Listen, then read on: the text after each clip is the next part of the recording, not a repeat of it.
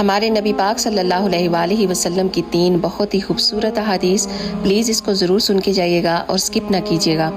آپ صلی اللہ علیہ وآلہ وسلم نے ارشاد فرمایا کہ اپنی نماز میں اپنی موت کو یاد کیا کرو، کیونکہ جب آدمی اپنی نماز میں اپنی موت کو یاد کرتا ہے نا تو وہ پھر بہتر انداز میں اپنی نماز کو ادا کرتا ہے۔ آپ نے ارشاد فرمایا جب تم ناممکن حالات میں بھی اللہ کا در نہیں چھوڑتے نا تو تب وہ تمہیں اپنے معجزات سے نوازتا ہے، اور کوئی دن ایسا نہیں ہے جب میں نے رحمان کو رحیم نہ پایا ہو۔ کسی نے پوچھا یا رسول اللہ اسلام کا سب سے بہترین عمل کون سا ہے؟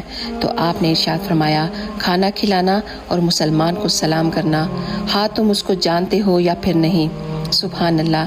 آپ نے ارشاد فرمایا جو کوئی میری حدیث کو سنے اور اسے ویسے ہی آگے پہنچا دے تو اس پر قیامت کے دن میری شفاعت واجب ہو جائے گی۔ جزاک اللہ خیر۔